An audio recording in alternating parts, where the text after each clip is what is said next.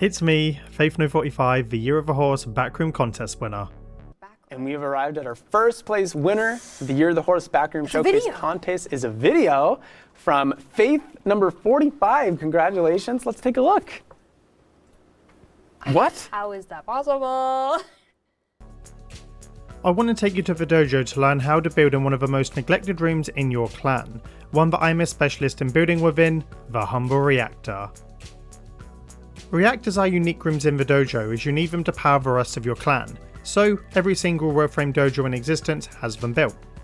If you're insane and want to build all 128 rooms of your dojo, you need roughly 18 or 19 built reactors. They are small rooms in the dojo and can fit onto most single doorways.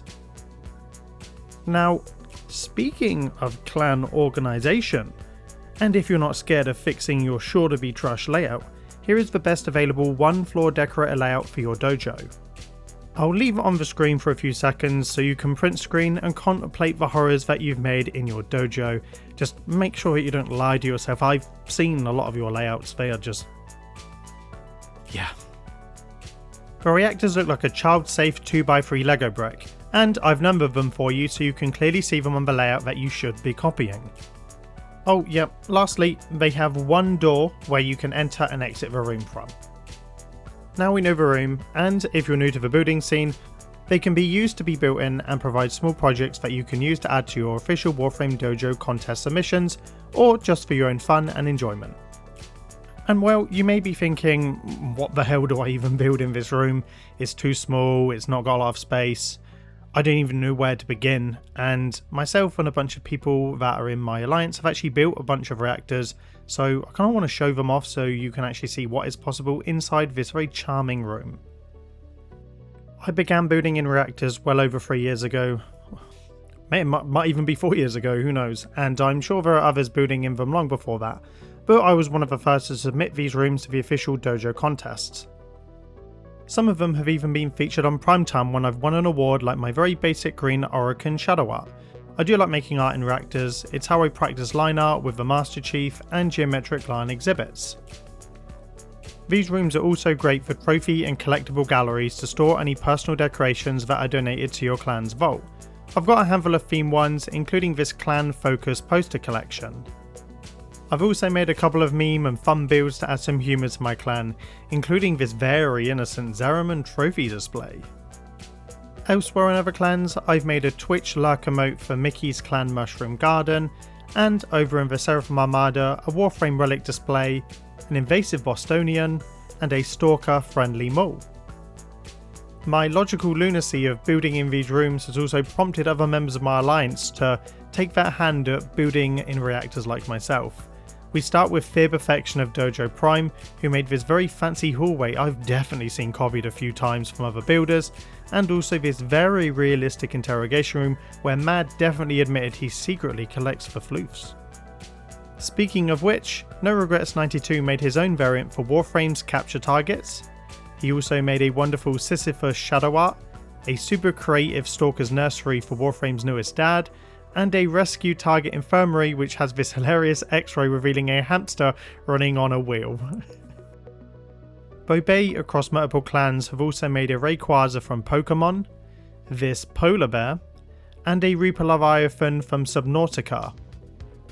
Soap from the clan Aether has made this realistic spa, Ascension Altar Space Station, a dojo themed trophy hall with all the contest icons, a Skyrim theme hand that touches the beacon, and a pirate smuggler's cache. Jins over at the Rhythm Police made this great grungy back alley street build. And as the channel's horse mural aficionado, one example I am overly fond of is from Topaz, who made this cave mural art which won our channel's Warframe themed dojo contest. They also made this wonderful koi pond that was a tribute to Sweeters from the clan Can San Road. I mean, this is just a friendly reminder that horses win contests, folks. I'm just saying. A horse! So here's the question if you're new to building in these rooms. How do I even start? Here is a breakdown of the room and the tips and tricks to building in your own reactors.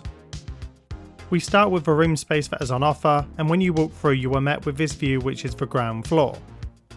The first thing you should do in any build in your dojo is to test for buildable space. There are 3, well technically 4 floors you can build on in the reactor, and we start with the ground floor, which is where you walked in from the door. If you fly up in DecoCam, there's a 2nd floor which has a spinning blue generator.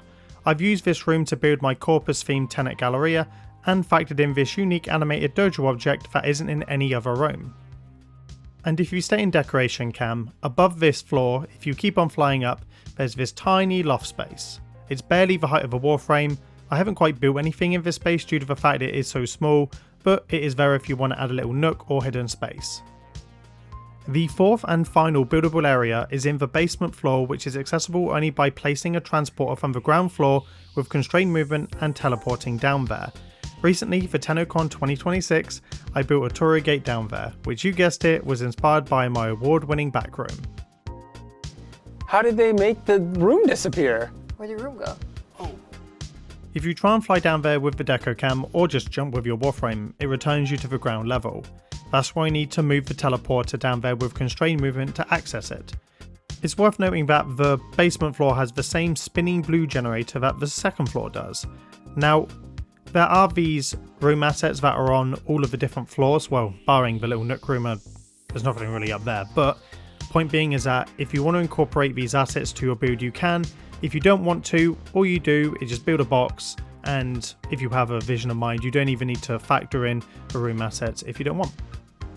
Anyway, here's a graphic on screen to recap the floors of a reactor if you have a plan on a build. My personal recommendation is to go for one of the spinning generator floors, the basement or the 2nd floor room, mostly because you don't want to block the console that's in the ground floor, because it is easy to build in that room and block the console, but we'll get more onto that later. You can get out of bounds in this room by placing a transporter in the roof above the loft space. You can't really do anything up here or build here, as anything you place disappears outside the room boundary or hits the very rare dojo red zone. My main recommendation is to build a box in this room to expose the buildable space for your project. All floors are similar, in that all you need to do is make a floor above these very inconvenient Tenno lights, and if you box out the room you get a wide rectangular shape you can build and place a transporter in to access. If you run around up here you can see that there is more space than originally thought, perfect for Warframe scale builds like bedrooms, studies or hamster wheel x-ray machines. You can then either build your focal point against any of the 4 walls. For example, my geometric lamb was made against the small wall at the end, whilst No Regrets made his Sisyphus shadow art against the larger wide wall. Once you have the space, the rest is very much up to you to creating an environment and room mask to suit your project. It is down to your creativity and imagination in such a limited space. If you prefer the walking experience dojo, you can mask and cover all the base room objects like I did for the Lurker in Mushroom Garden and walk through the doorway. Alternatively, you can just place a transporter and isolate the room to create a space you have to teleport to reach. Either option is perfectly fine and up to the individual dojo designer. And from my experience, here are all the tips and tricks to get you started in building in your very own reactors. These rooms have a capacity of 300, which may not feel like a lot, but for a space this small, it actually is.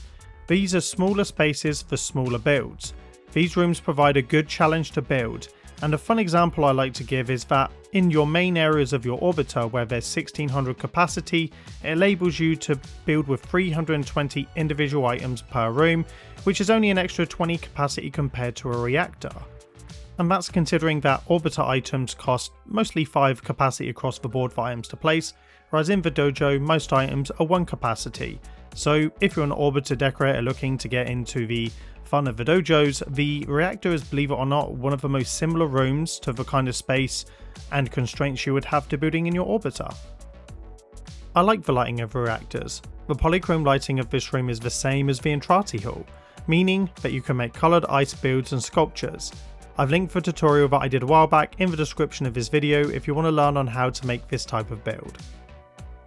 Speaking of the lighting, if you play around with the polychrome, you can get a free flickering light atmospheric by using the key colour channel to make a glow that isn't available in any other dojo room. If the accent colour is darker, the glow from the reactor is brighter. If you use the colour shard black, it won't have any light from the reactor if you don't want it in the room. As mentioned, you can also factor in the reactor room elements into your build, such as the spinning generator on the second level. This room feature also has no hitbox, but you can place items freely into it. Elsewhere, on the ground floor there is an invisible wall in the same space, but you can place items down there. Option 1 is to place an object, and if you're smart, you use constrained movement to move the object manually into that space. Option 2 is placing a transporter in the general area of the wall and moving there, which will allow you to place objects normally in this area, as your camera will clip through the wall. There are also a couple of invisible walls at both sides of the outer walls. It doesn't stop you building in them, but your Warframe and build camera can't get past them, so bear that in mind placing objects and for your room planning.